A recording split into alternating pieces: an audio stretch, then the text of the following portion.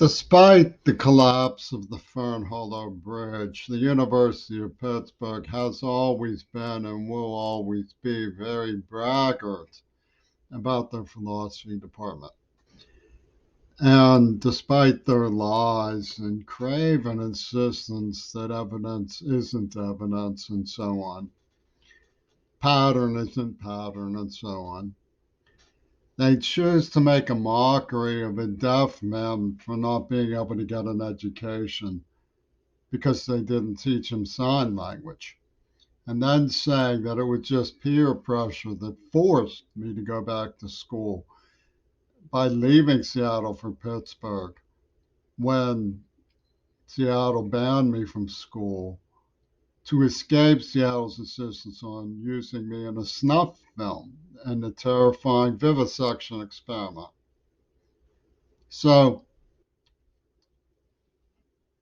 what we see in this amazing arrangement goes way back to the 80s when Carnegie Mellon University and Europe, particularly the Beatles, insisted that their matrix scrim that they lowered over Jimmy Carrey was so complex that you would never be able to fathom it. Its excellence. That's all based on this stupid script that they planted on me as a child. A 12-year-old girl telling me she loved me and saying all of these other strange things. Now, if you look at bits and pieces of what went on, it's possible that you can put together some idea of how their inverted reality show took hold. For example, I was working at the Falk Medical Library where I was stationed by the Federal Emergency Management Agency authors as part of the Pitt establishment when the first AIDS information came. Naturally, I wanted to be information savvy, and I thought it looked like gays were being panicked into behavior that was counterproductive, like horses running towards a burning butt. And they should calm down and social distance and try to get a grip on what was happening because I was mortified by what I was saying. And I was hearing these biblical intonements from the Looney Tunes in Reagan's administration. Meanwhile, Zappa jumps up out of the rabbit's hat, holding his peepee and waving it around. CIA did this, CIA did that. You have a sacred obligation to blaspheme. So blasphemy versus these biblicists was the matrix, the binaryization that went on. Dividing line, you're on one side or the other. Jazz from Hell came out. And they started writing to me, these Warhol freak show people. And it was clear they didn't care. They were saying things like the whole is greater than the sum of its parts. And everybody was going, Swami Nostra, Swami Nostra. Come to me, far away, far to sea. So, trying to identify what was really happening was difficult, but I got a call from the Post Gazette. They wanted to interview me on the dividing line of fundamentalism and humanism. And I started to learn more about the way my father was being made an anti-hero by a double-cross entourage. And one of the questions that came up pertained to the complicated matter of would I scrap Star Wars in favor of arms control? And I said, if it was really that simple, if you could really just hit a nuclear bomb with a laser and make it go away, I doubt it because nobody should be afflicted with nuclear bombs, in sense. But it was much more complicated than that. For one thing, I was in a matrix of people who had tortured me, who were following me around. And the subtext is, would you trust these assholes to allow inspections and arms control? And the answer to that is zero chance of it. And of course they play the other side, but how would you confirm arms control? Would you trust the Russians? I have no idea whether the Russians can be trusted. I know very little about them. It doesn't really look that way right now, but it doesn't look like um, they're. I mean, it's terrible what's happening in the Ukraine. But I agree with Chomsky. We've done worse to Iraq and Vietnam. So it's not like they've gone all out. They could, but it looks like he's after Donbass because there's a Russian Federation there, a separatist movement there that lost 15,000 people possibly in bombings when NATO went in and be, violated our prior agreements. I'm not saying that he should have invaded. With the way that he did it, and I've mourned and mourned the tragedy in Ukraine. So I mean, but the Swami Nostra will say, you see, he's blaspheming again. So what's interesting is that the hypnotizers were people insisting on blasphemy, were people like David Bowie who put out heathens because they were getting everybody stoked up about Lenin. That's the override switch. Everybody must get stoked up about Lenin. So we reconcile the opposites with Holy Swami Nostra of Lenin, and they're doing Looney Tune things like AIDS pussy ball, of a race network, exchange, equity exchange with the ethnic symbols of pussy ball, and they were blowing up, symbolic things like the 911 attack. Diamond Gaulle is standing outside the World Trade Center with a dagger. I mean, she's the person who the anthrax was about. She was studying Satanism in the 70s. She was ready to blaspheme. So was Foucault. I mean, this was all worked out by pornographers who wanted to make AIDS into a mass snuff film. And Zappa was the Jim Jones of the project. There's no getting around it. Moon Yoon Zappa can dildo herself in the rear end till time has to stop. But that's the bottom line. He was the Jim Jones of the whole project. They wouldn't allow rational discourse because of the override about Lenin. You have the cackling hag, Yoko Ono, demanding the proceeds for the victims. Not they were killing people over a penny. Then not a penny went to the victims, except maybe on the black market. The people who wrote the script made snuff films and stuff. And that's Pittsburgh for you. And so you're asking me a question. Would I trust those assholes to enact arms control? Would I trust Putin to follow his word? I'm not going to invade the Ukraine. No. Ultimately, I think the problem is that the Ouspensky circle was taught, like Putin coughs up, think twice, which is a reverb or rehash of penis Sinfields stuff with Celine Dion about Leslie Katz. I mean, they had a neuroplasm wired up that had premeditated vituperative, impacted vituperative disorder. Meaning I was like in The Exorcist. My lips got all chapped like a Latino woman. And it was just screaming, like Reagan in The Exorcist. And the letters were even written by Gail Burston, which is the name that Edna Ray Galuli changed the name to for the making of The Exorcist, to Burston. So, you know, you have fancy pants in the Russian Orthodox Church calling this stuff holy war. It's not your domain about the Ouspensky crowd that came out of Kharkiv. Gurdjieff was in Paris during the occupation.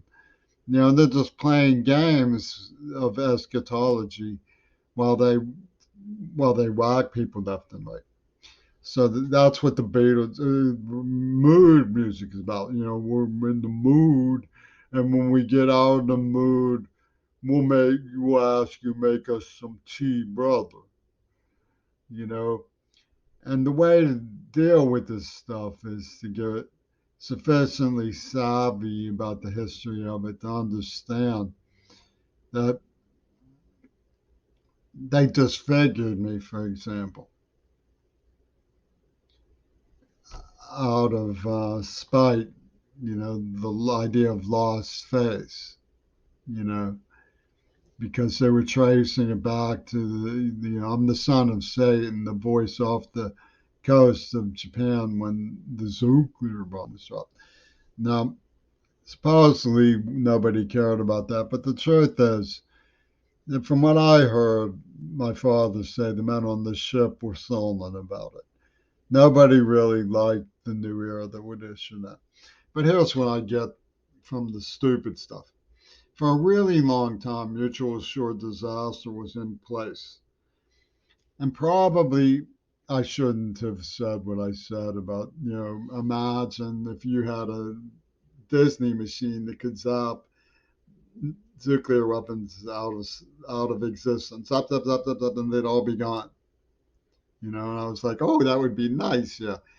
Go to the jumping holler against me because what I should have said was mutual assured destruction has been encoded into our psyches. We don't want to go up in a nuclear inferno. None of us do. And that's the only thing that's going to happen. So we have to control our own arms. We have to. What I would be in favor is controlling our own arms. Period. Whether the Russians do it or not, we should control our own arms and ask them to control their own arms too. And it looked like it was possible that things like that might start happening with Gorbachev prevailing on Reagan and all of this. So, the hero of the story is really Gorbachev. I mean, and so, I don't like the situation. And I just wanted to make clear that the Bozo the Clown routine that Paul McCartney likes to play is equipped with a backblade bludgeon. Because I didn't do nothing to that trip, dude, ever. I never did nothing to him. I didn't worship him, like him, study him, or anything, but occasionally listen to his music. So I don't know where he's coming from with his retarded um, concept art about the role that I'm supposedly mandated. They doesn't look rational to me. Instead, here's what looks rational to me. Okay, I was a little nervous about it because it was pretty ugly, and I realized that the next step for these jokers, if they did it, would be mandatory testing. And was I wrong? They put out a little sniff for the quad thing up on Mount Desert Island. No. At the Society for Human Ecology. Oh. And one of them was espousing Goebbels in favor of the JDL. Oh. Isn't that mystical? For the warrior black man. Oh, who was promised Midori Goto. Oh, mystical Ouspensky. So you have this Dibby Chop Shop making these pornographic genocide films while the Jackson Lab goes up in flames and stuff. And they're saying it's an experience park. Penis Gabriel jumps down, hold pee-pee. Experience park. I was talking to these technologists tonight with the experience park in mind. The Zell was talking about what would you think of a scheme to transform the human race by injecting the blood before AIDS happened. Diamond Gullis was in Satanism before AIDS happened. She's standing outside the World Trade Center with the anthrax stiletto, right? And you're supposed to believe that these people like Foucault meeting with the Ayatollah Khomeini and selling Exocet missiles so they can bomb Nicaragua. The Loopy Tune thing going with the Ayatollah was was uh,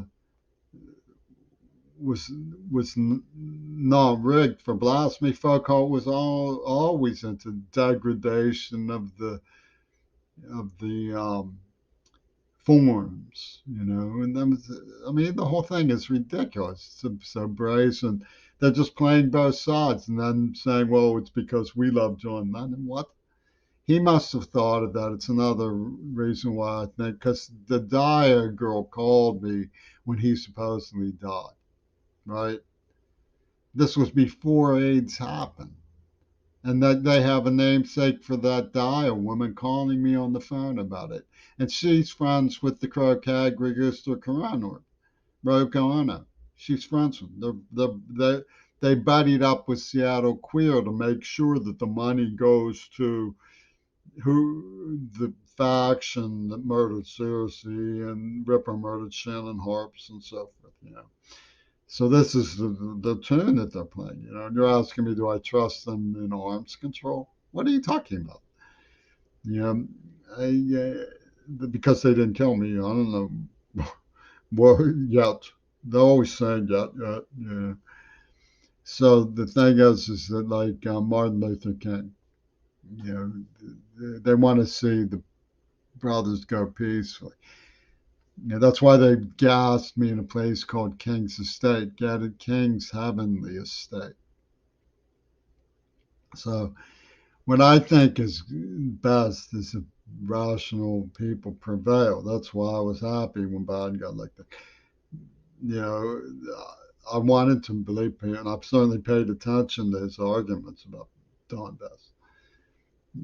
So I mean, we don't know what happened to Donbass. 15,000 people dead, bombed while the sneaky stuff was going on with NATO. We don't know what happened.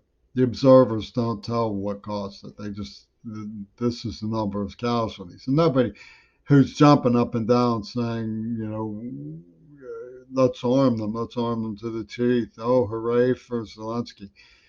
When certainly they have been attacked, and have been valorous. Um, cares what happened to Donbass? The 15,000 people who were in a separatist area were bombed, and by who? That's what we'd like to know. Russia doesn't seem to have bombed them. So there's questions. That's all I'm saying. There's questions about what's going on, and it's typical of the Ouspensky circle to do one of these. Oh, Swami, the the beanhead chosen boy said Star Wars is better than arms control. That's not really what I said. I said if it was simple as evaporating nuclear weapons so they'd all go away, well, I guess I don't like nuclear weapons. I certainly don't like representing them, which is what the Krog Register Corona decreed. Nabucco's stupid code of what boys should do and girls should do. It's a holy war thing about they get on me about virginity, right? They say, oh, you were obsessed with virginity. With conditioned consideration of virginity. They were, I mean, I knew a Catholic girl in a predominantly parochial school who said all of these people were nuts when it comes to virginity. And the persona, the initial encounter of the ex motive is tainted by the shadow of its adversary.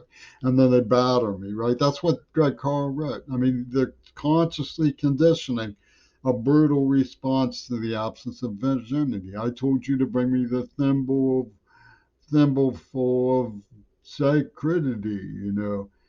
And that I didn't even know where it was of it. I was just sort of put off by it. And they're saying, "Oh, that's proving that you were a blasphemer because you were the anti, which was the time for blasphemy.